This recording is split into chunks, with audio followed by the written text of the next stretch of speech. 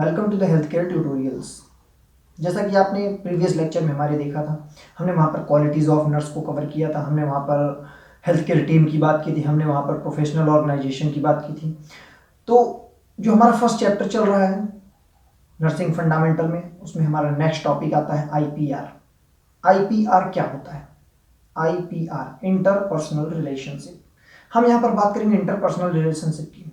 क्या होता है आईपीआर? तो आईपीआर एक ऐसा रिलेशनशिप होता है जो दो ऐसे लोगों के बीच में बनाया जाता है जो इन फ्यूचर एक दूसरे से जुड़े रहने के लिए बनता है, या कम्युनिकेशन को बेटर करने के लिए बनता है। या फिर अगर हम बात करते हैं नर्सिंग फंडामेंटल में, तो हम यहाँ पे बात करते हैं कि नर्स और क्लाइंट के बीच, नर्स और डॉक्टर के बीच, नर्स और अदर स्टाफ के बीच जो भी एक रिलेशनशिप ऐसा मेंटेन किया जाता है जो पेशेंट की केयर करने के लिए, पेशेंट को केयर प्रोवाइड करने के लिए, उसका ट्रीटमेंट करने के लिए एक जो रिलेशनशिप मेंटेन किया जाता है वह आईपीआर कहलाता है। जहां पे दोनों पार्टीज, दोनों क्लाइंट जो उस आईपीआर में शामिल हो रहे हैं वो एक दूसरे को सपोर्ट करते हैं, एक दूसरे को कोऑपरेट करके चलते हैं, तब एक हमारा आईपीआर मेंटेन होता है। ये बात हो गई। हम बात करते हैं प्रिंसिपल्स ऑफ आईपीआर की। तो हमें क्या करना होता है, जैसा आप पॉइंट्स देख सकते हैं लिखे हुए हैं, हमें सब जितने भी इंडिविजुअल हैं, जितने भी क्लाइंट हैं, हमें उनको बाय नेम याद रखना है, ना कि उनका निक नेम बुलाना है। क्योंकि कभी कभी क्या होता है, किसी को कोई निक नेम पसंद होते हैं, कुछ नहीं पसंद होते हैं, तो हमें निक नेम का यूज़ नहीं करना है। हमें क्या करना है, हमें उनको बाय नेम याद रखना है। दूसरी चीज़ें क्या है कि हर इंडिविजुअल को, जो भी इंडिविजुअल हैं, उनकी इंडिविजुअलिटी को ध्यान में रखना है। मतलब हमारा जो क्लाइंट है उसकी, हर क्लाइंट की प्रॉब्लम अलग हो सकती है, हर कोई पर्सनल मतलब पर्सनैलिटी हर किसी की अलग हो सकती है, या हर किसी की पोस्ट अलग हो सकती है। तो हमें उस पोस्ट का, उस इंडिविजुअल का ख्याल रखना है, हमें उसकी इंडिविजुअलिटी का ध्यान रखना है। उसके बाद हम बात करते हैं कि हमें अपने इमोशंस को कंट्रोल रखना है। हमारे इमोशंस अंडर कंट्रोल होने चाहिए। मतलब अगर एंगर है किसी के ऊपर, हमें गुस्सा है, तो हमें वो गुस्सा शो नहीं करना है, हमें अपने इमोशंस कंट्रोल रखने हैं। उसके बाद जो हम बात करते हैं कि हमें अपनी जिम्मेदारियों से एक्सक्यूज नहीं करना चाहिए। अगर हमारी जो जिम्मेदारी है, पेशेंट की केयर करना हमारी जिम्मेदारी है, पेशेंट को कोई थेरेपी देना हमारी जिम्मेदारी, उसको ड्रग्स देना हमारी जिम्मेदारी, तो हमें अपनी जिम्मेदारियों से एक्सक्यूज नहीं करना, हमें अपनी रिस्पॉन्सिबिलिटीज से एक्सक्यूज नहीं करना चाहिए। मतलब अगर हमारी जिम्मेदारी पेशेंट को केयर करना है तो हमें वो करना चाहिए। दूसरी चीज हम क्या बात करते हैं कि हमें किसी का भी फेथ, विश्वास नहीं तोड़ना चाहिए। और साथ ही साथ हमें अपने अंदर वो हैबिट्स डेवलप करनी चाहिए, वो आदतें विकसित करनी चाहिए, जिससे कि हम लोगों पर अटेंशन पे कर सकें, उनकी बातों को ध्यान से सुन सकें, लिसनिंग स्किल होना चाहिए। तो वो चीज़ें हमें अपने अंदर डेवलप करना चाहिए। उसके बाद जो हम बातें करते हैं, नेक्स्ट प्रिंसिपल में हम आते हैं, हम क्या देखते हैं, हमें इम्पार्शियल होना चाहिए। एज अ नर्स हमें जो है इम्पार्शियल होना चाहिए अपने आईपीआर को मेंटेन करने के लिए। अच्छे आईपीआर, गुड आईपीआर को बनाने के लिए हमें इम्पार्शियल होना चाहिए। ऐसा नहीं है कि हम किसी के साथ पार्शियलिटी कर रहे हैं, किसी के साथ पक्षपात कर रहे हैं, ऐसा नहीं होना चाहिए। हर क्लाइंट को अपना एक इंडिविजुअल क्लाइंट, इंडिविजुअलिटी उसकी मिलनी चाहिए, लेकिन हमें हर क्लाइंट को सेम ट्रीट करना है। ऐसा नहीं किसी को कोई स्पेशल ट्रीटमेंट नहीं रखना है, स्पेशलिटी उसको नहीं देनी है।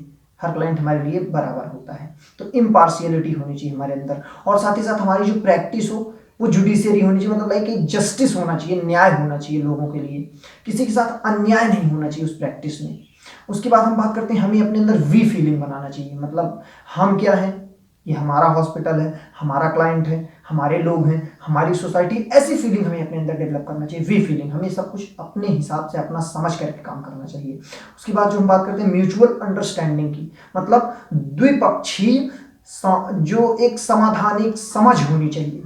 मतलब लाइक हम क्या बोल रहे हैं हमारा क्लाइंट समझना चाहिए, या क्लाइंट क्या बोल रहा है हमें समझना चाहिए। तो हमें म्यूचुअल अंडरस्टैंडिंग मेंटेन करनी, तभी जो है आईपीआर को मेंटेन किया जा सकता है। उसके बाद हम बात करते हैं कि अपने स्टाफ में, मान लीजिए कोई न्यू कमर है, कोई नया आया हुआ है, तो हमें क्या करना है, उसको उसकी जॉब से रिगार्डिंग टीच करना है, सिखाना है कि आपकी क्या रिस्पॉन्सिबिलिटी है, आपकी क्या जिम्मेदारी है, आपको कौन से काम करने हैं, वो सारी चीज़ें हमें उसे बतानी होती हैं। उसके बाद क्या है, ग्रुप में बहस करने से हमें बचना है, क्योंकि आप जानते हैं जनरली ग्रुप में बहस करने से हमारी आईपीआर, हमारे रिलेशनशिप जो है वो ब्रेक हो जाते हैं, हमारे आपस में मनमुटाव हो जाता है। हमें क्या करना है, ग्रुप में बहस करने से, आर्गूमेंट करने से बचना है। उसके बाद जो हम बात करते हैं, हमें हमेशा एक स्माइली फेस बना के रखना है। पेशेंट की केयर करते समय हमें स्माइली फेस अपने साथ मेंटेन करके चलना है, क्योंकि पेशेंट को नहीं लगना चाहिए कि हम क्या सोच रहे हैं, हमारी क्या फीलिंग्स हैं। प्रिंसिपल ऑफ आईपीआर के बाद हम बात करते हैं रिलेशनशिप या आईपीआर कौन कौन से लोगों के साथ हमें रखना पड़ता है ड्यूरिंग द पेशेंट्स केयर या हॉस्पिटल में जॉब करते समय।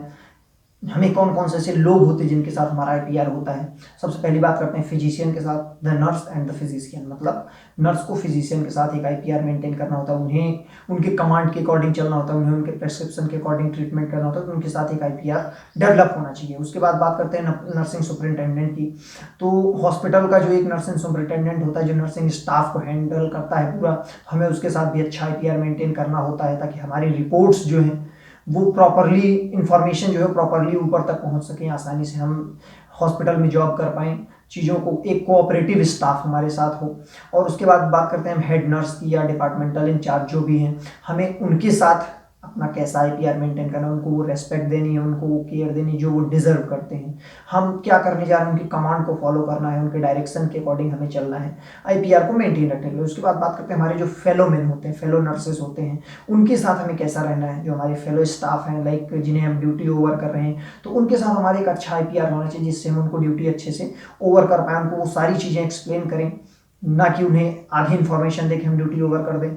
उसके बाद हम बात करते हैं अदर स्टाफ की, पैरामेडिकल के स्टाफ होते हैं, लैब टेक्नीशियंस वगैरह होते हैं, तो हमें उनके साथ भी प्रॉपर आईपीआर मेंटेन करना होता है क्योंकि उनसे हमें रिपोर्ट्स वगैरह रिसीव करनी होती हैं। तो हमें एक ऐसा आईपीआर मेंटेन करना है जिससे हम पेशेंट की एक अप्रोप्रिएट केयर कर पाएँ। उसके बाद क्लाइंट की बात करते हैं, नर्स को क्लाइंट के साथ कैसा बिहेव करना है। क्लाइंट ही जो है हमारा एक मेन ऐसा एजेंट होता है, एक ऐसा हमारा पेशेंट है वो जिसकी हमें केयर करना है, जिसके लिए हम इतना आईपीआर मेंटेन करें, जिसके लिए हम जॉब कर रहे हैं, तो हमें उसके साथ भी अच्छा आईपीआर मेंटेन करना है और उसके साथ ही साथ उसके जो भी फैमिली मेंबर्स हैं उनके साथ भी एक अच्छा आईपीआर मेंटेन रखना है। तो ये बात हो गई। आईपीआर के बाद हमारा नेक्स्ट टॉपिक होता है कम्युनिकेशन। कम्युनिकेशन मतलब संचार, थॉट्स का इंटरचेंज होना। तो अगर हम बात करें कम्युनिकेशन डेफिनेशन की, तो कम्युनिकेशन एक ऐसा प्रोसेस होता है जिसके थ्रू थॉट्स का, आइडियाज़ का एक पार्टी या फिर दो या दो से अधिक लोगों के बीच आपस में इंटरचेंज होता है, एक दूसरे तक पहुंचाया जाता है। और साथ ही साथ इसमें म्यूचुअल अंडरस्टैंडिंग होनी चाहिए। मतलब लाइक ये है कि दोनों पक्ष, दोनों पार्टीज उन चीज़ों को समझें जो वो एक दूसरे से कह रहे हैं, एक दूसरे से शेयर कर रहे हैं, बता रहे हैं, ऐसी म्यूचुअल अंडरस्टैंडिंग उनमें होनी चाहिए। इसके बाद हम बात करते हैं टाइप्स ऑफ कम्युनिकेशन की। टाइप्स ऑफ कम्युनिकेशन में आप देखते हैं सबसे पहला कम्युनिकेशन का टाइप है verbal and non verbal communication. Verbal communication मतलब जो हम वर्बली मुंह से बोल के बताते हैं। नॉन वर्बल कम्युनिकेशन मतलब जो हम बोलते नहीं है बल्कि इंडिकेट कर देते हैं, इशारे में बता देते हैं या फिर रिटर्न में दे देते हैं, वो सारी चीज़ें नॉन वर्बल में आती हैं। उसके बाद हम बात करते हैं फॉर्मल एंड इनफॉर्मल कम्युनिकेशन की। फॉर्मल मतलब जैसे आप बात करते हैं क्लासरूम्स की बात कर लेते हैं आप, या फिर किसी मीटिंग की बात कर लेते हैं आप, जो एक अपने स्टाफ के साथ जो मीटिंग होती है, सीनियर स्टाफ के साथ मीटिंग होती है, हॉस्पिटल ऑर्गेनाइजेशन के साथ मीटिंग होती है, वो एक फॉर्मल कम्युनिकेशन होता है जहाँ पर हमें परमिशन लेनी पड़ती है अपने सीनियर स्टाफ से बोलने के लिए। जो हमारे साथ सामने हमारा जो टीचर खड़ा है, जो हमारा हेड इंचार्ज खड़ा है, उससे परमिशन लेके हम बोलते हैं, फॉर्मली टॉक करते हैं। इनफॉर्मल में आते हैं आप। इनफॉर्मल ऐसा होता है जो लाइक हम फ्रेंडशिप में बातें करते हैं या फिर आपस में बातें करते हैं, वो एक इनफॉर्मल कम्युनिकेशन में आता है जिनमें हमें परमिशन लेने की जरूरत नहीं पड़ती है। उसके बाद नेक्स्ट हम बात करते हैं audio and visual communication. Audio communication like जैसे हम चीज़ों को बोल करके ही बताते हैं, उसमें कुछ दिखाई नहीं देता, ना हम कुछ देखते हैं, सिर्फ बातों से हम चीज़ों को समझते हैं, कम्युनिकेट करते हैं। और विजुअल में क्या है, जो हम एक दूसरे को देख करके या कुछ चीज़ें दिखा करके हम जो विजुअल कम्युनिकेशन करते हैं वो विजुअल में आता है, जो चीज़ों को देख करके होता है। उसके बाद नेक्स्ट और लास्ट जो इसमें टाइप होता है वो होता है टेली कम्युनिकेशन। टेली कम्युनिकेशन मतलब जो लाइक ऐसा कम्युनिकेशन जो कि किसी टेली मेथड के द्वारा किया गया और दूर से किया गया, मतलब लाइक अदर कंट्री से या अदर रीजन से। लाइक जैसे आप टेलीफोन की बात कर लेते हैं, आप टेक्स्ट मैसेज की बात कर लेते हैं, व्हाट्सएप टेक्स्ट की बात कर लेते हैं, वो जो कम्युनिकेशन है वो एक टेली कम्युनिकेशन है। टेलीविजन के थ्रू होता है, रेडियो के थ्रू होता है, जो दूर बैठा हुआ कोई पर्सन अपने दूर बैठे हुए किसी अदर क्लाइंट से बातें कर रहा है, वो टेली कम्युनिकेशन में आता है। तो ये टाइप्स ऑफ कम्युनिकेशन में आते हैं। आप सेकेंड ईयर सीईटी में देखते हैं और भी ज़्यादा टाइप्स आपको मिल जाते हैं, मैनेजमेंट फोर्थ ईयर में जाते हैं और भी ज़्यादा टाइप्स मिल जाते हैं। लेकिन यहाँ पे क्या है, आपको नर्सिंग फंडामेंटल में आपको इंपॉर्टेंस ऑफ कम्युनिकेशन में अगर हम देखते हैं तो सबसे पहली इंपॉर्टेंस क्या होती है कि थॉट्स को एक्सचेंज करने के लिए रिस्पॉन्सिबल होता है। ये थॉट्स एक्सचेंज लाइक जैसे हम रिलेटिव्स, पेशेंट के जो रिलेटिव्स हैं उनसे बात कर रहे हैं, या फिर पेशेंट से बात कर रहे हैं, या डॉक्टर से बात कर रहे हैं, हेल्थ केयर टीम के अदर मेंबर से बात कर रहे हैं, तो कम्युनिकेशन जो है उनके साथ एक आईपीआर इंप्रूव करने में उनके साथ बातों को, थॉट्स को शेयर करने में हेल्पफुल होता है। तो कम्युनिकेशन का पहला इंपॉर्टेंट ये होता है। उसके बाद जो हम बात करते हैं, हमारा आईपीआर बनाने के लिए, आईपीआर को इम्प्रूव करने के लिए भी कम्युनिकेशन रेस्पॉन्सिबल होता है।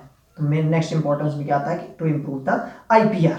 उसके बाद हम बात करते हैं, हमें अपने बिहेवियर को अगर मॉडिफाई करना है और ज़्यादा अच्छा बनाना है और ज़्यादा इम्प्रूव करना है, तो हमें कम्युनिकेशन अच्छे से करना होता है। हमारा कम्युनिकेशन जितना बेटर होता है, हमारा बिहेवियर उतना बेटर समझा जाता है पेशेंट को डील करते समय। जनरली अगर हम नर्सिंग फील्ड में, उसके बाद जो हमारा नेक्स्ट आता है कि पेशेंट को डील करते समय, पेशेंट की केयर करते समय हमें क्या होता है, अपना बिहेवियर मॉडिफाई करना है, तो हमें एक अच्छा आईपीआर बनाना होता है।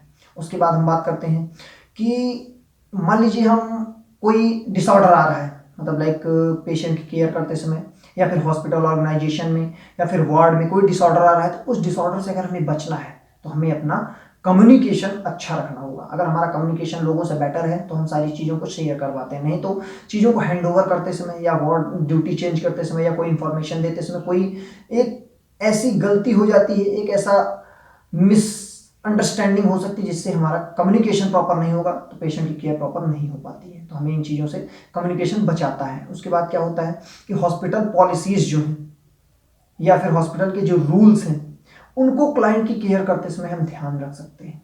अगर हमारा कम्युनिकेशन बेटर है तो हमारा जो सीनियर स्टाफ है, वार्ड इंचार्ज है या फिर हमारा फिजिशियन है या नर्सिंग सुपरिटेंडेंट है, वो हमें हॉस्पिटल पॉलिसीज से अवगत कराते हैं, बताते हैं कि इन पॉलिसीज को आपको फॉलो करना है क्लाइंट की केयर करते समय। तो अगर हमारा कम्युनिकेशन बेटर है तो वो हमें इन चीज़ों को प्रॉपरली बताते हैं, तो हम हॉस्पिटल के अकॉर्डिंग चल पाते हैं। तो कम्युनिकेशन की ये कुछ इंपॉर्टेंस आपको हमने मेन इंपॉर्टेंस बताए थे। इसके अदर में आप देख सकते हैं बहुत सारे इंपॉर्टेंस कम्युनिकेशन के होते हैं, एक हमारी नॉर्मल जो लाइफ होती है उसमें।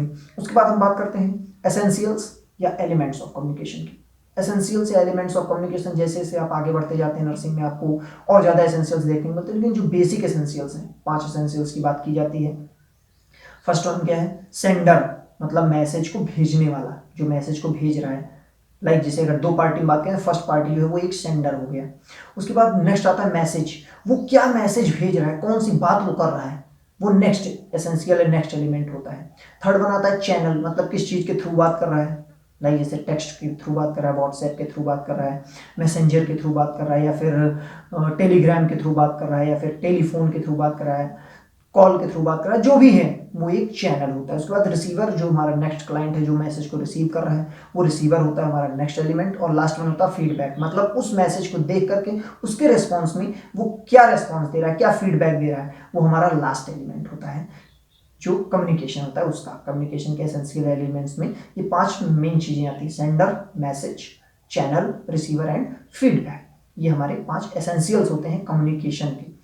उसके बाद एक गुड कम्युनिकेशन, एक अच्छा कम्युनिकेशन बनाने के लिए हमें कौन कौन सी चीज़ें फॉलो करनी पड़ती हैं, क्या क्या हमें करना पड़ता है, एसेंशियल्स ऑफ गुड कम्युनिकेशन में क्या क्या चीज़ें आती हैं, उसमें हम बात करते हैं। सबसे पहली चीज़ क्या है कि हम जिसके साथ कम्युनिकेशन कर रहे हैं हमारी और उसकी लैंग्वेज सेम होनी चाहिए। मतलब अगर बराबर सेम लैंग्वेज है तो ज़्यादा अच्छे से हम कम्युनिकेट कर पाते हैं, वरना वो अदर लैंग्वेज में बोल रहा है, हम अदर लैंग्वेज में बोल रहे हैं, तो एक दूसरे की चीज़ें हम नहीं समझ पा रहे हैं, तो कम्युनिकेशन नहीं हो पाता है। तो लैंग्वेज को सेम रखने की कोशिश करना। उसके बाद क्या है कि जो भी वर्ड हम यूज़ कर रहे हैं कम्युनिकेशन करते समय वो ईजी होने चाहिए।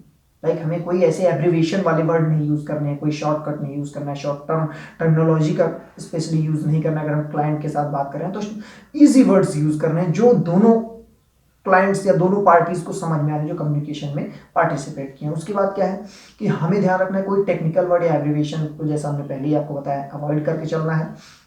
साथ ही साथ हमें अपने एक्सप्रेशन में क्लैरिटी रखनी है, जो हम एक्सप्रेस कर रहे हैं चीज़ों को, जो हम समझा रहे हैं वो क्लियरली समझ में आना चाहिए, तब हम अच्छा कम्युनिकेशन रख पाते हैं। उसके बाद हमें अटेंशन देना चाहिए, मतलब लाइक जिसके साथ हम बात कर रहे हैं उसकी बातों को हम ध्यान से सावधानी पूर्वक सुने, अटेंशन दें उसको।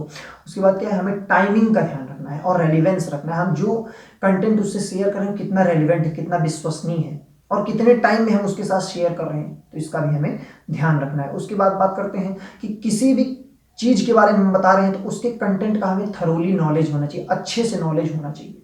एक अच्छा नॉलेज रहेगा तभी हम अच्छी चीज़ों को समझा पाते हैं। उसके बाद क्या है, हमें अपने अंदर लिसनिंग की और एक्सप्लेनिंग की, प्रॉब्लम सॉल्विंग की, एक जो क्वालिटी है वो डेवलप करना चाहिए, हमें एक स्किल अपने अंदर डेवलप करनी चाहिए, एक कौशल हमारे अंदर होनी चाहिए, कुशलता होनी चाहिए कि हम प्रॉब्लम को सॉल्व कर पाएँ, चीज़ों को अच्छे से सुन पाएँ और साथ ही साथ खुद से चीज़ों को डिस्क्लोज कर पाएँ, अच्छे से समझा पाएँ। उसके बाद क्या है, गेट द फीडबैक। फीडबैक हमें प्रॉपरली लेते रहना चाहिए, हम क्या कम्युनिकेट कर रहे हैं, क्या समझा रहे हैं, उसका क्या असर होता है सामने वाले पर, वो सारी चीज़ें हमें अच्छे से फीडबैक उसका लेते रहना है। तो ये कुछ एसेंशियल्स थे गुड कम्युनिकेशन, अच्छा कम्युनिकेशन बनाने के। उसके बाद हम बात करते हैं बैरियर्स ऑफ कम्युनिकेशन की। बैरियर्स मतलब ऐसे कौन कौन से चीज़ें हैं जो कम्युनिकेशन को रोक सकती हैं, उसमें प्रॉब्लम क्रिएट कर सकती हैं। तो फर्स्ट वन क्या आता है हमारा, इमोशनल डिस्टर्बेंस या इमोशनल फैक्टर्स लाइक जैसे एंगर है, सैडनेस है, फियर है। तो अगर हम किसी को डर है, बहुत डरा हुआ है, कोई फियर है, तो हम उसको कोई चीज़ समझा रहे हैं तो अच्छे चीज़ों को नहीं समझ पाता है। कोई बहुत गुस्से में है तो चीज़ों को नहीं समझ पाता। तो ये ऐसे कुछ फैक्टर्स हैं जो कि प्रॉपर कम्युनिकेशन नहीं होने देते। दूसरी चीज़ क्या है, फिजिकल फैक्टर्स या फिजिकल इलनेस कंडीशंस कोई है, कोई बीमारी है, पेशेंट के अंदर प्रॉपर अटेंशन नहीं पे कर पा रहा है, तो वो हमारे साथ अच्छा कम्युनिकेशन नहीं रख पाता है। उसके बाद जो हम बात करते हैं इंटेलेक्चुअल फैक्टर्स की, ऐसे फैक्टर्स जो लाइक किसी एक पार्टी को इंटेलेक्चुअली अफेक्ट कर रहे हैं, जैसे किसी का बात कर लेते हैं आईक्यू लेवल लो है, वो इन चीज़ों को नहीं समझता, हम उसके सामने वो चीज़ें रख रहे हैं तो वो नहीं समझ पा रहा है चीज़ों को, इसके कारण भी कम्युनिकेशन प्रॉपर नहीं हो पाता है। हम बात करते हैं सोशल फैक्टर्स की, जो हमारा नेक्स्ट फैक्टर आता है लाइक जैसे सोशली डिस्क्रिमिनेशन है, कोई भेदभाव है आपस में, तब हम प्रॉपरली चीज़ों को नहीं समझा पाते हैं। या फिर सोशियो इकोनॉमिक स्टेटस आपस में आ रहा है, बहुत से लोग हैं जो ये सोचते हैं कि हम जो है वो रिच हैं, ये बहुत पुअर है, हम इससे क्यों बात करें। तो ये ऐसे फैक्टर्स हैं जो कम्युनिकेशन को अफेक्ट कर सकते हैं। नेक्स्ट आता है हमारा environmental factor.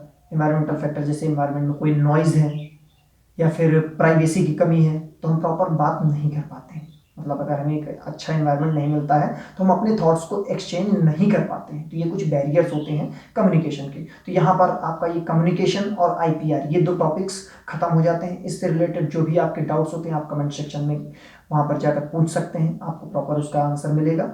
So I hope कि आप लोगों को ये वीडियो पसंद आया होगा, आपको ये लेक्चर समझ में आया होगा। So thanks for watching.